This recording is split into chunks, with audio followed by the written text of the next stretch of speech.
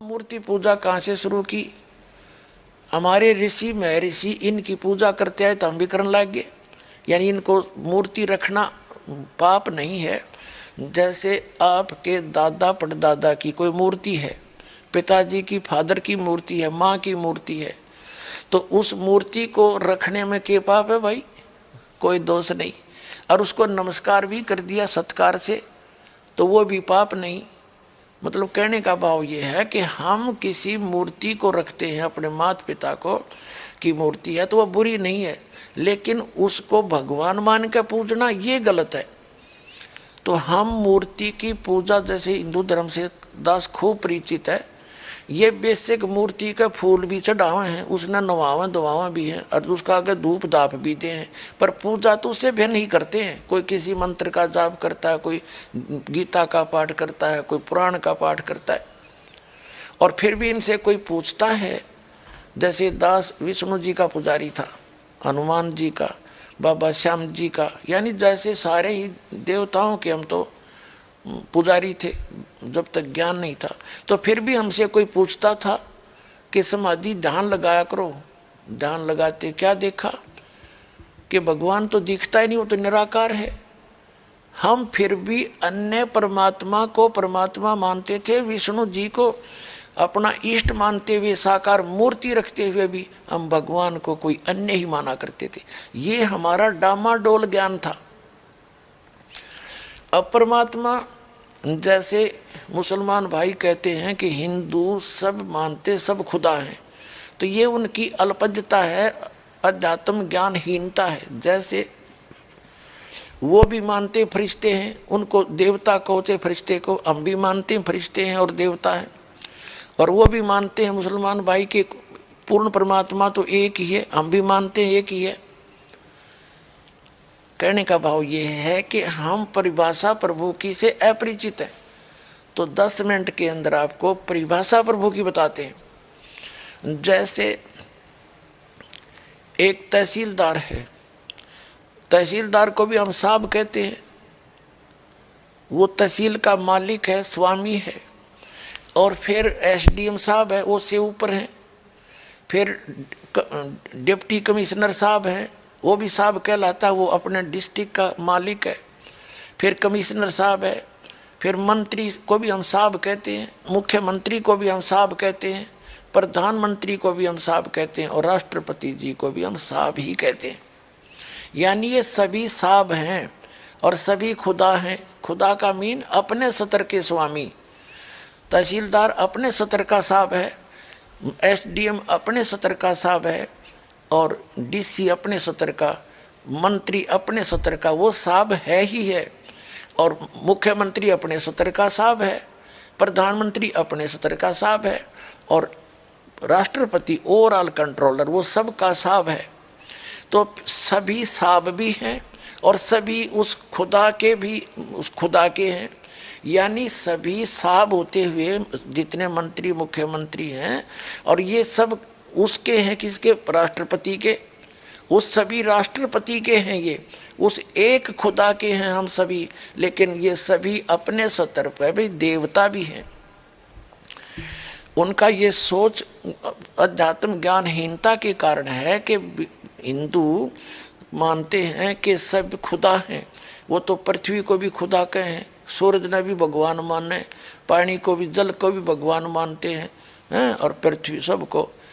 इसका भाव ये है कि जैसे यहाँ एक विद्युत मंत्री है, एक फॉरेस्ट मिनिस्टर है, तो विद्युत मंत्री कोई जड़ नहीं है, वो एक मनुष्य है।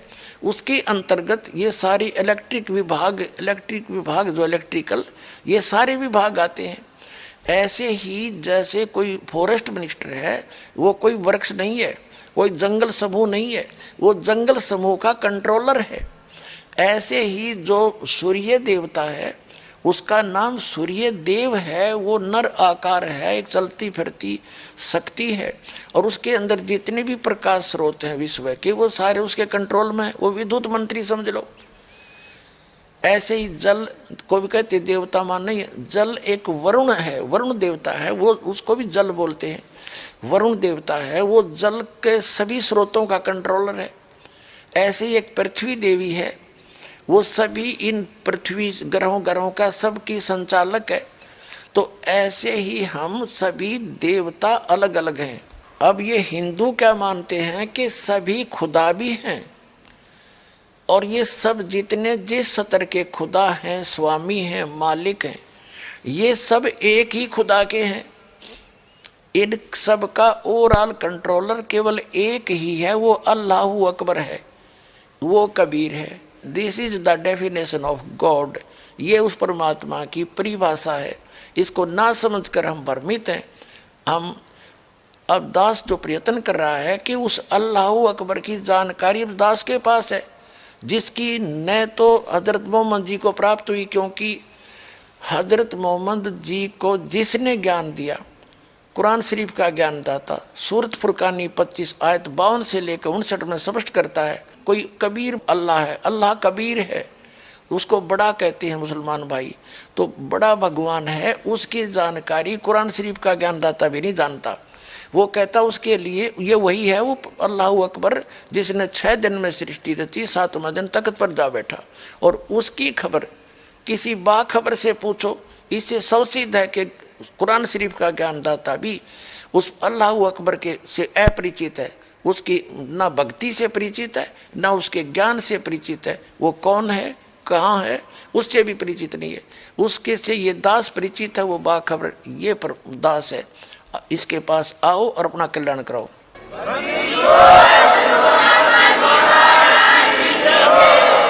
इसी प्रकार वेद ज्ञानदाता भी ये ब्रह्म है, जो कुरान शरीफ का ज्ञानदाता, जो कभी सामने नहीं आता, पर्दे के पीछे से गुप्त होकर आकाशवाणी करता है या किसी में प्रवेश होकर बोलता है। और श्रीमद् भगवद गीता का ज्ञानदाता भी वही है, जो कुरान शरीफ का ज्ञानदाता है, जो श्री कृष्ण में प्रवेश करके बोल रहा है। जैसे कुरान शरीफ का ज्ञानदाता हजरत मोहम्मद के अंदर प्रवेश करके उसके अंदर से आवाज़ निकल रही है, उसमें कभी फरिश्ते प्रवेश करते हैं, जैसे भी वो मानते हैं। तो ऐसे ही वो एक ही वही परमात्मा, यानी वो ब्रह्म सत्र का जो भगवान है, जो काल है, यही कुरान शरीफ का ज्ञानदाता, यही वेदों का ज्ञानदाता, और यही श्रीमद् भगवद गीता का ज्ञानदाता। श्रीमद् भगवद गीता अध्याय नंबर 4 के श्लोक नंबर 34 में गीता ज्ञानदाता भी कहता है कि मुझे ज्ञान नहीं उस परम अक्षर ब्रह्म का, जिसके विषय में यह कहता है कि अर्जुन 18वें अध्याय के 62वें श्लोक में तू सर्वभाव से उस परमेश्वर की शरण में जा, उसकी कृपा से ही तू परम शांति को और सनातन परम धाम को प्राप्त होगा। अपने विषय में गीता ज्ञानदाता कहता है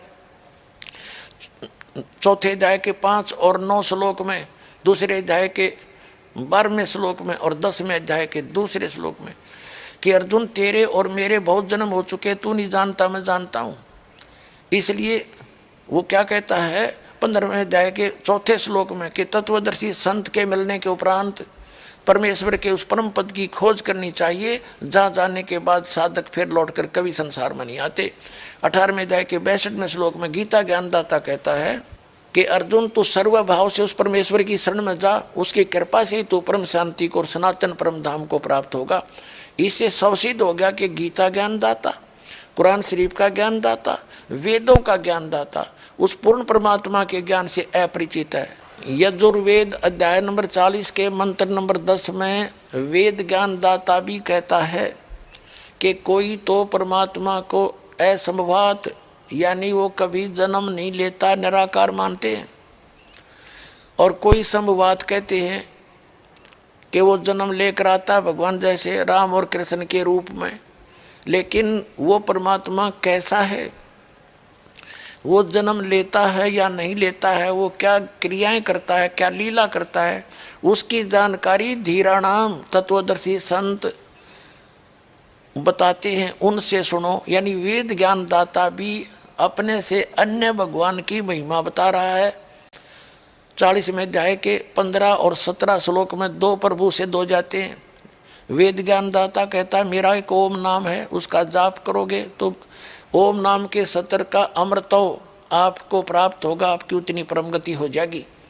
फिर 17वें श्लोक में कहा कि वो पूर्ण परमात्मा तो प्रोक्ष है, गुप्त है, मैं ब्रह्म हूँ, ब्रह्म लोक में रहता हूँ। इससे सिद्ध हो गया कि वेद ज्ञानदाता से भी कोई अन्य है और उसकी जानकारी किसी तत्वदर्शी संत से पूछने को ही कहा है। ठीक इसी प्रकार कुरान शरीफ का ज्ञानदाता भी अपने से अन्य उस अल्लाह अकबर यानी बड़े भगवान की तरफ की पाकी बयान करने को कह रहा है। वही समर्थ है, उसी ने 6 दिन में सृष्टि रची, 7वें दिन तख्त पर जा बैठा। उसके विषय में कुरान शरीफ का ज्ञानदाता भी अनभिज्ञ है, वो नहीं जानता है। उसके लिए तत्वदर्शी संत से पूछने को कहा है। तो वो तत्वदर्शी संत ये दास है। दास के पास कंप्लीट कोर्स है, कंप्लीट स्पिरिचुअल नॉलेज है। आइए और ग्रहण करिए, अपना कल्याण कराइए। बोलो सतगुरुदेव की जय हो।